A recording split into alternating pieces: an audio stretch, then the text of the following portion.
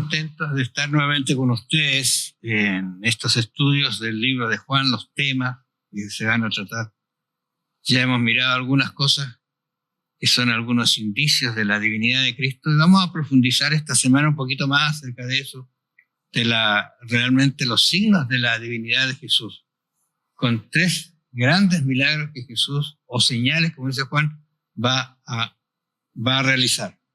Si querés, nos vamos a concentrar esta semana de que bienvenidos y bienvenido, pastor, porque está con nosotros nuevamente. Vamos a conversar sobre estos maravillosos temas. Sí, son temas muy hermosos porque son tan profundos que en un espacio como nosotros lo hacemos ahora en media hora, comentar todo esto es muy poco tiempo. Hay que reflexionar mucho en los capítulos de Juan, sobre todo para entender la naturaleza de Cristo, que era una naturaleza divina y también naturaleza humana, cómo ambas naturalezas se conjugan, cómo Jesucristo se comprometió al venir a este mundo a recibir de su Padre el poder y la autoridad para hacer todas sus obras, restándose de ocupar su propio poder divino para hacer los milagros. Algunos entienden que Jesús hizo los milagros porque era Dios, pero Jesucristo no usó su divinidad, pero sí traslucía su divinidad en algunos momentos, porque Él no se separó de la divinidad, estaba dentro de Él. Nunca entenderemos nosotros cómo Jesucristo conjugó esa naturaleza sabia de la divinidad con la naturaleza humana, de la sabiduría humana que se genera en un cerebro humano. El tema de la encarnación de Cristo, el tema de la humanidad y de la unión con la divinidad, será un tema que vamos a estudiar por los siglos para entenderlo, porque este es el milagro, uno de los grandes milagros de Dios, cómo Dios se hizo hombre. Y ahora el apóstol Juan, de acuerdo a lo que mencionaba Raúl en la otra sesión que tuvimos, había muchas conjeturas respecto a la naturaleza de Cristo ya en los tiempos de Juan. Claro. Se dudaba de que Jesús era divino, que era solo un hombre, un profeta. Entonces Juan tuvo que escribir este evangelio para mostrar a la humanidad y al cristianismo en general que Jesucristo también era divino y mientras pisó esta tierra era Dios con nosotros, Emmanuel. Estaba Jesucristo haciendo su obra como humano, pero nunca se separó de esa naturaleza divina. Exactamente. Ahora dice aquí el capítulo 6, versículo 1, ¿sí? Que después de esto Jesús fue al otro lado del mar de Galilea. Esos kilómetros también, ¿ah? Anduvo mucho y navegó mucho también Jesús. Interesante esos detalles. El de Tiberías dice, y lo siguió una gran multitud porque veían las señales que hacía en los enfermos. Entonces Jesús subió a un monte y se sentó allí con sus discípulos. Y estaba cerca de la Pascua, la fiesta de los judíos. Cuando alzó Jesús los ojos y vio que había venido a él una multitud, dijo a Felipe, ¿de dónde compraremos pan para que coman esto? Aquí hay un detalle, porque Juan dice, era cerca de la fiesta de Pascua, ¿no es cierto? Por lo tanto, había más gente de lo normal. Uh-huh. Y mucha gente, de hecho, cuando se habla del milagro, eran 5.000 personas, sin contar, dice, mujeres y niños. Así que era mucha gente que lo estaba siguiendo. 5.000 personas es una cantidad grande. Y ahora Jesús, la respuesta que le dice a Felipe, ¿y qué vamos a hacer para alimentar a esta gente? Porque ha estado todo el día y no han comido nada. ¿Qué hacemos? Y aquí es donde empieza, ¿no es cierto?, a jugar el razonamiento humano y el razonamiento divino en favor de la salvación de las personas. Sí. ¿Por qué hace esta pregunta? Porque los quiere hacer razonar a Felipe especialmente, ¿no es cierto?, que la solución no va a ser lo que él piensa, sino la solución siempre va a ser Jesús. Cierto. Y lo otro, como tú decías, aquí la Escritura dice 5.000 varones. Claro. Parecía que en ese tiempo se contaban los varones nomás. Pero eso no quitaba de que hubiesen niños, hubiesen señoras, mujeres, niñas, etc. y se calcula que esta multitud perfectamente pudieron haber sido 15.000 o 20.000 personas.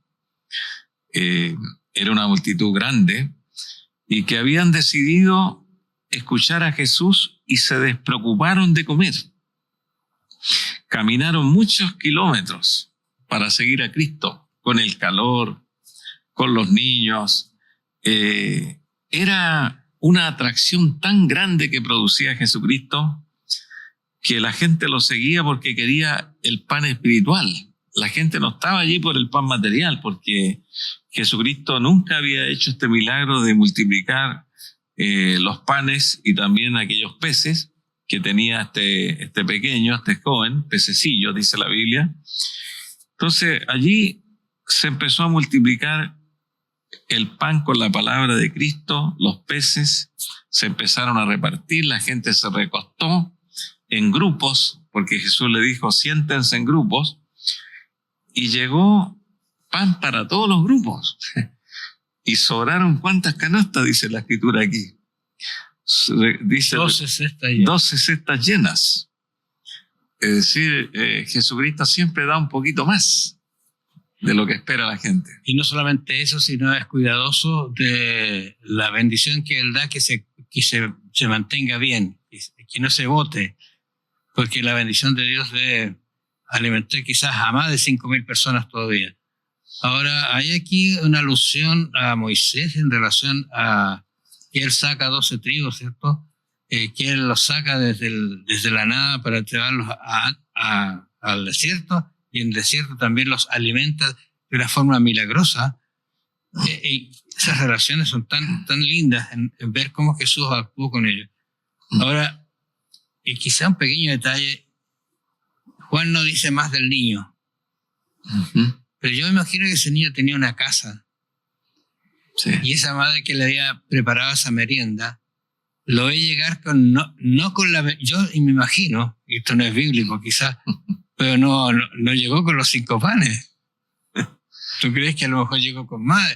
Y le cuenta la historia. Yo me imagino cómo habrá contado ese niño la historia, porque él la vio en primera fila. Claro, y yo me imagino también cuando Jesús estaba partiendo el pan, pero aquí hay un hecho importante. Jesucristo siempre daba gracias y después partía el pan. Y eso se repite en varios evangelios. Nunca Jesucristo partía el pan y daba las gracias. Primero levantaba las manos al cielo, daba gracias y partía el pan. Y los apóstoles estaban mirando cómo Jesús partía el pan y trataban de ver de dónde salía tanto pan. Creo yo que esto tiene que haber sido algo extraordinario, porque si está multiplicando el pan allí Jesús y entregando en las canastas, uno empieza a pensar, sale una canasta, ¿y de dónde salió? Sale otra canasta. Y tienen que haber salido allí para 15.000 personas, cientos de canastas. Por lo tanto, ahí estaban los apóstoles mirando cómo se multiplicaba el pan. No sé si lograron ver algo, cómo el pan se agrandaba, cómo los peces se multiplicaban. A lo mejor nosotros no podemos ver cómo Dios multiplica las cosas, cómo multiplica el pan, pero el hecho consumado es que eso es así. O sea, Dios tiene capacidad para multiplicar lo poco que usted puede tener, puede para hacer mucho con poco, porque para Dios no hay nada difícil. Como decía allí Samuel, Dios puede vencer en una batalla con pocos o con muchos. Así es que este milagro dejó una impresión en la gente, que Jesús realmente era más extraordinario de lo que ellos pensaban. Claro, fíjate el versículo 14, 6-14, justamente sí, aparece la reacción de ellos diciendo, entonces aquellos hombres, al ver la señal, recuérdese que Juan está hablando de los milagros, pero para Juan son señales de la divinidad de Jesús. Entonces aquellos hombres, al ver la señal de Jesús, que Jesús había hecho, dijeron, verdaderamente este es el profeta que había de venir al mundo. Pero entendiendo Jesús, y aquí viene lo que es la misión de Jesús, ¿no es cierto? El concepto de misión, que él no se va a quedar con estas cosas para no cumplir su misión. Entendiendo Jesús que iban a venir para apoderarse de él, y hacerlo rey, volvió a retirarse al monte él solo. Su misión está por encima de los milagros que él puede hacer.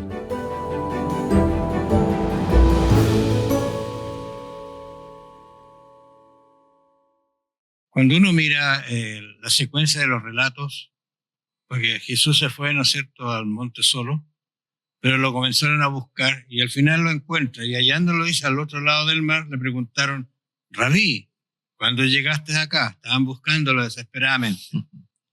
Y aquí aparece algo que nos puede ayudar a entender algunas cositas en nosotros quizás también.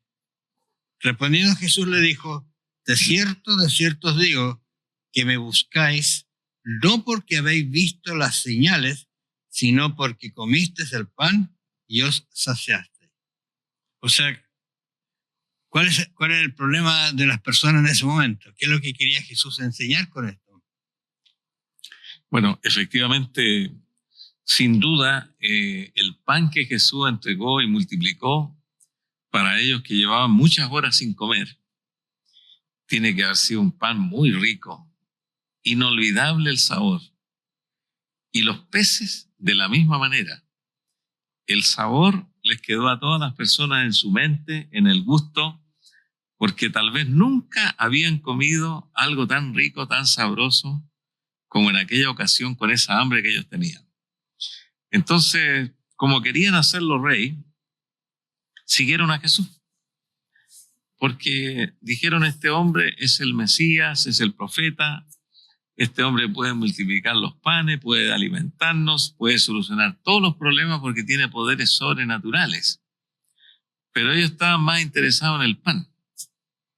Queremos seguir comiendo el pan que tú nos das, así como Moisés también le dio pan a los israelitas todos los días por 40 años.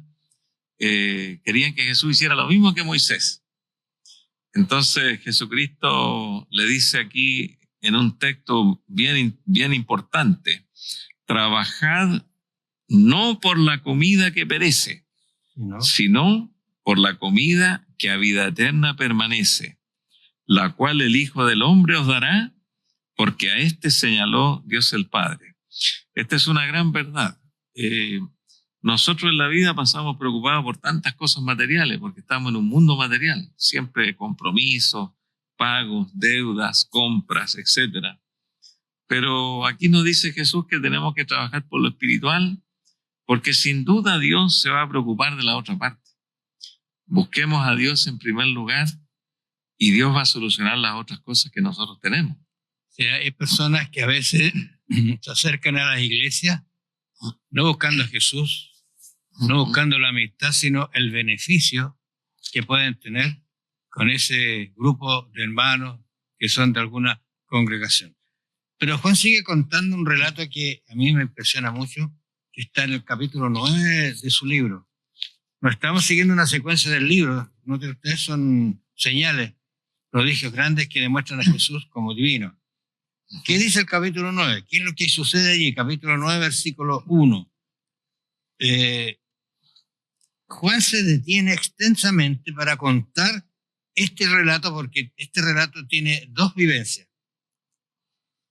A mí me gustó mucho esto cuando lo leí, y otra vez yo lo he conversado con otra persona, porque el capítulo 9, versículo 1 dice: al pasar Jesús, y esta palabra me interesa a mí, dice, vio a un hombre ciego de nacimiento. Hasta allí estamos súper bien.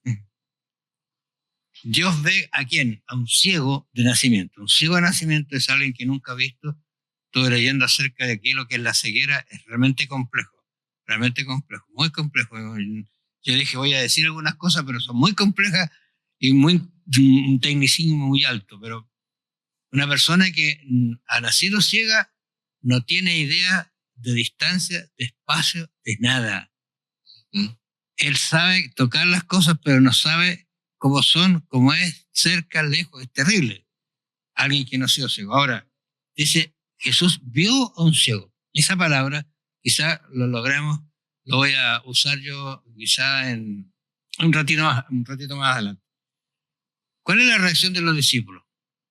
Eso es lo que me interesa. ¿Qué te parece? Siguiente, el versículo 2. ¿quién pecó, este o sus padres, para que haya nacido ciego? Un concepto judío característico de la época y del Antiguo Testamento, que había una consecuencia del pecado de los padres hacia los hijos, y que todas las enfermedades, todas las tragedias, todas las desgracias se producían en una familia o en una persona por castigo de Dios, que Dios estaba disciplinando, y ellos aplicaban, por ejemplo, Deuteronomio 28, las consecuencias de la desobediencia, también Levítico 26, las consecuencias de la desobediencia. Entonces daban a entender que las personas que nacían con estas características minusválidas eran pecadores. Pero Jesús le dice que no, que este caso es para que el Padre sea glorificado con estas obras, sino para que la gloria de Dios se manifieste. Entre tanto que estoy en el mundo, luz soy del mundo. Y ahí fue cuando Jesucristo, dice, escupió en tierra, hizo lodo con la saliva, ni siquiera le preguntó al hombre si quería ver, simplemente hizo el barrito allí, se lo untó en sus ojos el lodo, y le dice al ciego, ve a lavarte en el estanque de Siloé, que significa enviado. Tiene varias acepciones interesantes, todos esos detalles que están en ¿Cuánta distancia había entre él y el estanque? Yo creo que tiene que haber habido una distancia no tan poca. Sí. El hombre se tuvo que ir con su ceguera, con su bastoncito o guiado por alguien, y recorrer un camino como ciego. Llegando al estanque, voy a sanar. Jesús no lo sanó inmediatamente, pero el hombre fue obediente. Claro, ahí se ve ese concepto de obediencia, porque 20 minutos que tú camines ciego no es como 20 minutos que para uno que ve la vista, que tiene vista. Uh-huh.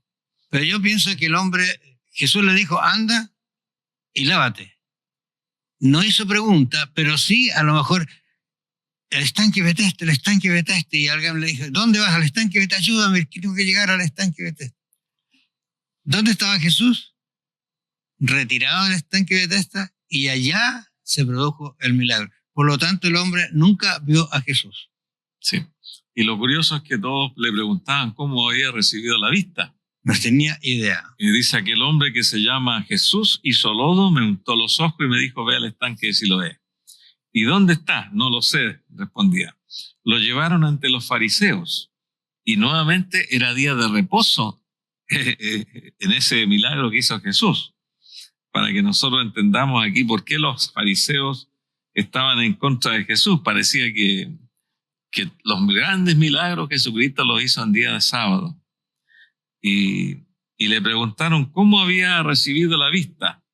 Y él les explicaba, el hombre me puso lodo, y yo fui al estanque, me lavé, y después yo sé que él es profeta, decía este hombre. A mí me gusta mucho esta historia, está puesta en la Biblia, porque este era un hombre que recibió un gran milagro de Cristo, pero era un hombre inteligente, sabio y devoto, porque defendió a Cristo. Sí. Perdón, en paréntesis. ¿Sí? La otra vez escuché a una persona que decía, ¿sabes cuántos defendieron a Jesús? Prácticamente no hubo gente que defendiera a Jesús, incluso en la crucifixión. Sí. Pero este hombre, frente a las autoridades del momento, él se puso firme y defendió a Jesús. Claro, y no le creyeron, así que llamaron a sus padres, y sus padres con temor dijeron, bueno, nosotros sabemos que nació ciego, y cómo ahora ve, no lo sabemos. Preguntarle a él, porque él es mayor, así que lo mandaron a buscar de nuevo, y le volvieron a hacer las preguntas. ¿Cómo recibiste la vista? ¿Qué te hizo? ¿Cómo te abrió los ojos?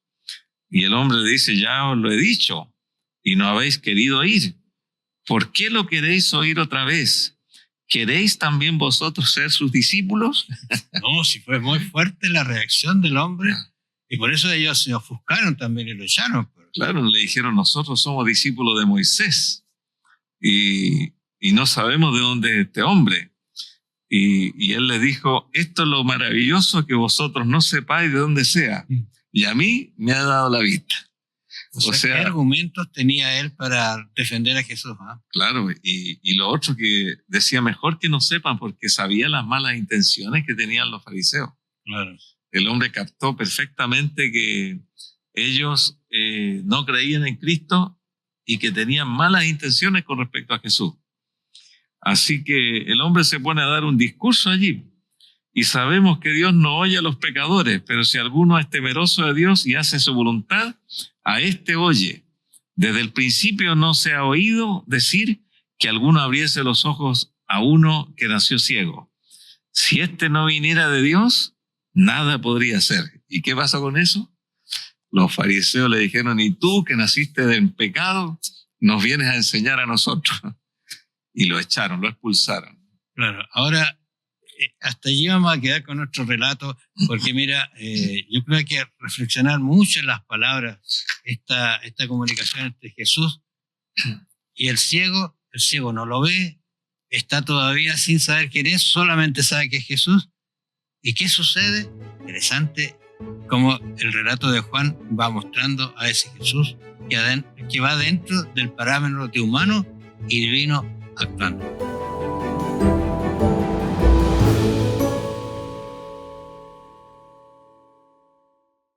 Este relato de Jesús, de Juan, acerca de la divinidad de Jesús, en realidad lo está mostrando. Tiene dos palabras, ¿te acuerdas? Yo te había dicho la primera que lo vio, y ahora acá en el versículo 35, oyó.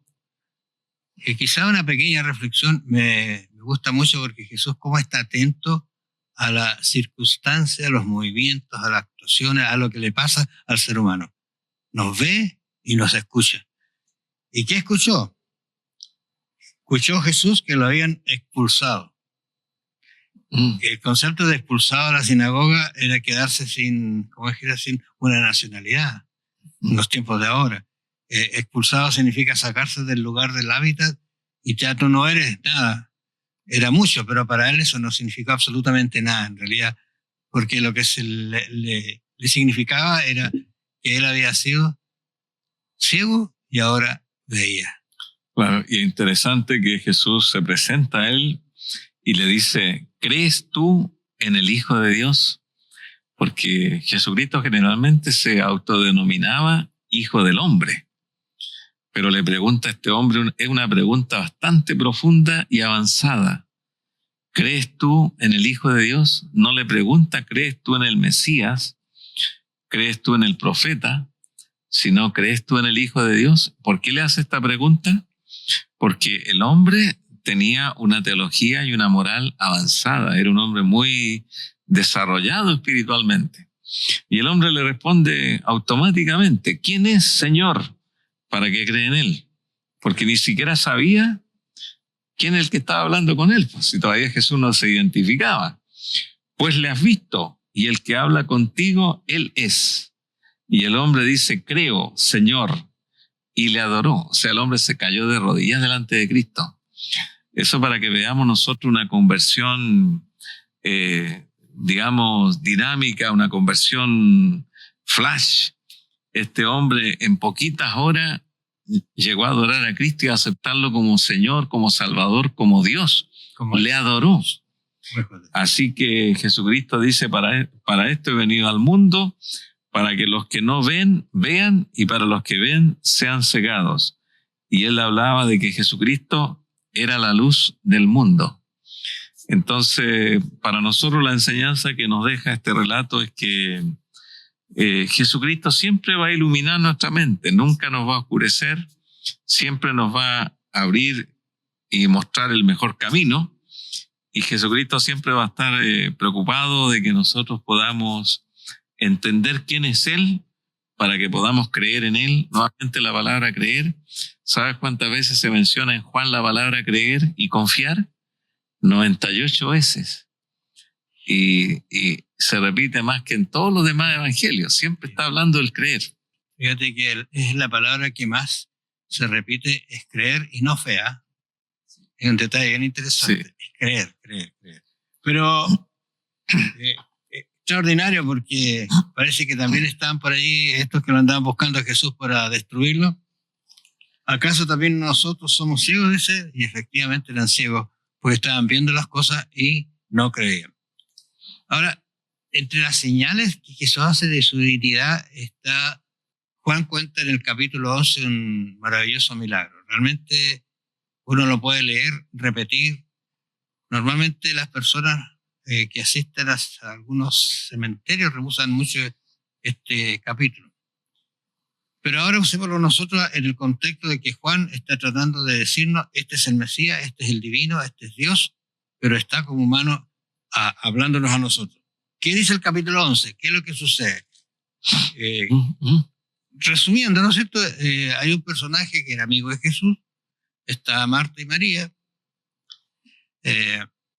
y le mandan a decir a Jesús, Señor, interesante lo que le dicen, ese que tú amas, ese que tú crees, ese que es tu amigo, ese que está cerca tuyo y ha estado contigo, está enfermo. Por favor, ven a verlo.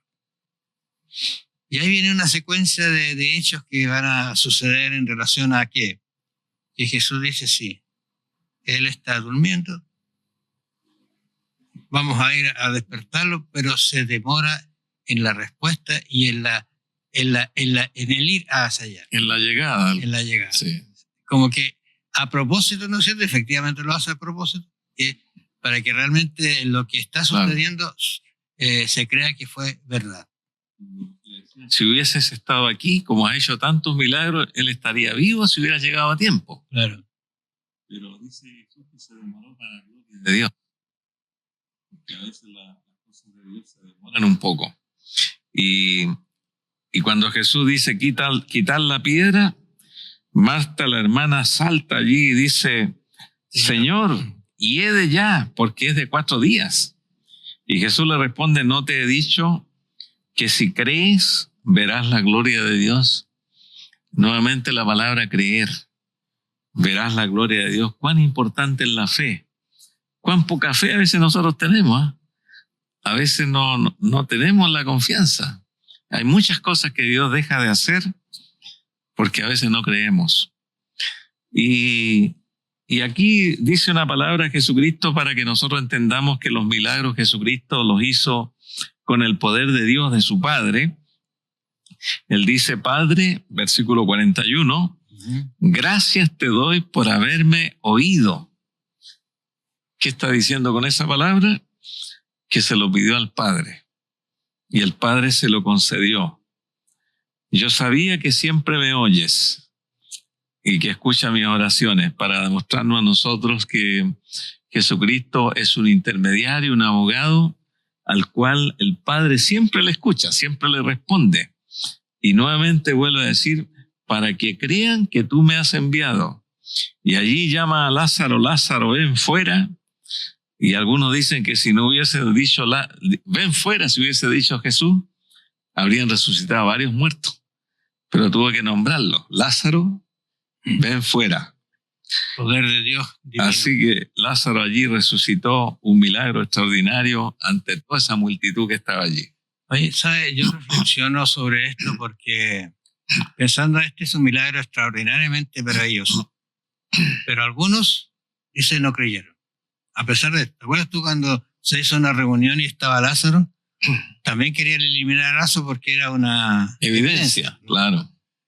Otros acrecentaron el odio contra Jesús y algunos nunca lo aceptaron como Mesías, a pesar de todo. Entonces, no necesariamente un milagro convierte a una persona, pero hay personas que a los milagros los han convertido, porque han creído que es Jesús el que hizo el milagro.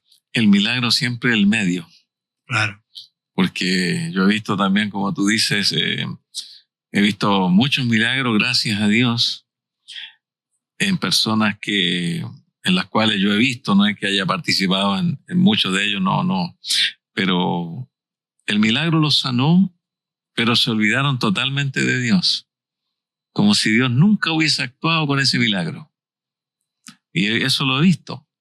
Y también he visto otros que por los milagros se han convertido y escogieron la buena parte. Porque el milagro siempre es un medio para llevar a las personas a Dios.